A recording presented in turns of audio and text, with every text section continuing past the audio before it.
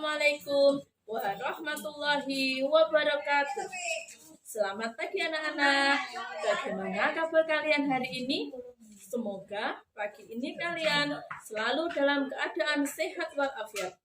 Anak-anak, jangan lupa selalu menerapkan protokol kesehatan supaya kita terhindar dari COVID-19. Anak-anak, pagi hari ini kita akan belajar tema 1, selamatkan makhluk hidup, subtema 1, tumbuhan sahabatku. Pembelajaran 1, muatan bahasa Indonesia KD 3.1 dan 4.1. Manfaat tumbuhan bagi makhluk hidup. Tumbuhan mempunyai peranan sangat penting bagi manusia dan hewan. Tumbuhan merupakan produsen atau penghasil cadangan makanan dan sumber oksigen untuk bernafas. Manfaat tumbuhan bagi manusia antara lain sebagai sumber energi, sumber vitamin untuk menjaga kesehatan tubuh, sumber oksigen untuk bernafas, pengikat air tanah, serta peneduh panas di bumi. Manfaat tumbuhan bagi hewan adalah sebagai sumber energi untuk tumbuh dan berkembang menjadi besar. Banyak bagian tumbuhan yang dimanfaatkan oleh manusia. Pemanfaatan tumbuhan dilakukan tanpa merusak kelestariannya. Bagian tumbuhan yang dimanfaatkan sebagai bahan makanan antara lain 1. Buah, 2. Akar, dan yang ketiga batang, yang keempat adalah daunnya. Nah, dari bacaan di atas, informasi apa yang bisa kamu peroleh? Coba kamu tuliskan 2 informasi penting tentang bacaan yang berjudul manfaat tumbuhan bagi makhluk hidup.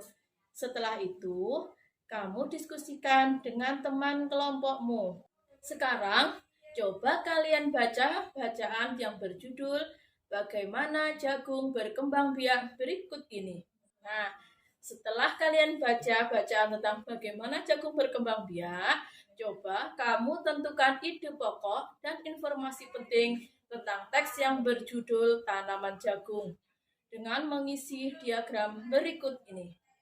Selanjutnya, kita akan belajar muatan IPA KD 3.1 dan 4.1. Ya, benar. Memang tumbuhan dimanfaatkan oleh manusia sebagai bahan makanan. Tumbuhan juga dimanfaatkan oleh hewan sebagai bahan makanan. Jadi, tumbuhan merupakan sumber kehidupan bagi semua makhluk hidup. Betapa penting tumbuhan bagi kehidupan? Nah, mari kita belajar lebih jauh mengenai perkembangbiakan tumbuhan. Bagaimana cara jagung berkembang biak? Tadi sudah kalian pelajari sendiri. Sekarang kita akan mempelajari tentang perkembangbiakan secara generatif. Tepung sari pada bunga jagung akan berterbangan terbawa angin. Ketika angin bertiup, sari yang terbawa angin sebagian akan jatuh di kepala putih yang terletak di bagian bawah bunga pada pohon jagung yang lain.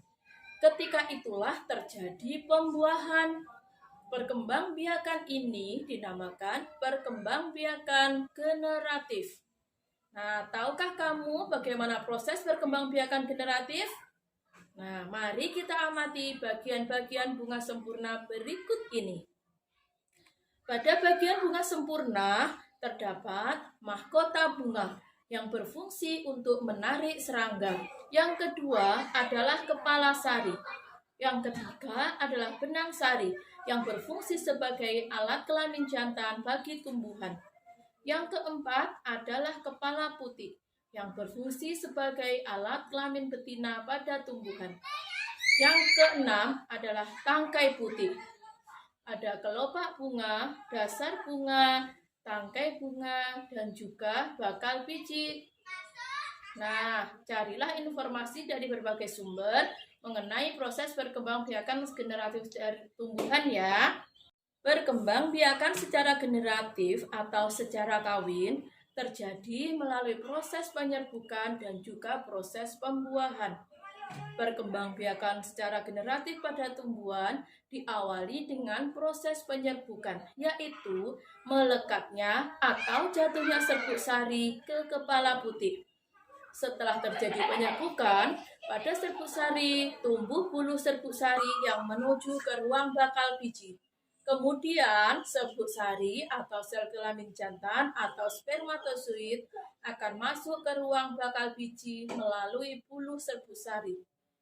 Di dalam ruang bakal biji terjadi pembuahan, yaitu peleburan serbuk sari atau sel kelamin jantan atau spermatozoid dengan kepala putih atau sel kelamin betina atau sel telur. Hasil dari proses pembuahan tersebut disebut dengan zigot. Zigot berkembang menjadi lembaga, bakal biji berkembang menjadi biji dan bakal buah. Kemudian, bakal buah berkembang menjadi daging buah. Lembaga yang berada di dalam biji merupakan calon tumbuhan baru. Nah, dari sini tadi kita sudah membahas proses penyerbukan. Berdasarkan asal serbuk sarinya, penyerbukan dibagi menjadi 4. Yang pertama, penyerbukan sendiri atau otogami, yaitu serbuk sari berasal dari bunga yang sama. Yang kedua, penyerbukan tetangga atau geitonogami, yakni bila serbuk sari berasal dari bunga lain tetapi masih dalam satu pohon. Yang ketiga, penyerbukan silang atau alogami, yaitu bila serbuk sari berasal dari bunga pohon lain tetapi jenisnya sama. Yang keempat adalah penyerbukan basar atau hibridisasi, yaitu bila serbuk sari berasal dari pohon lain yang berbeda jenisnya. Nah, anak-anak, pelajaran kita hari ini telah selesai. Semoga bisa bermanfaat bagi kalian semua. Wassalamualaikum warahmatullahi wabarakatuh. Dadah.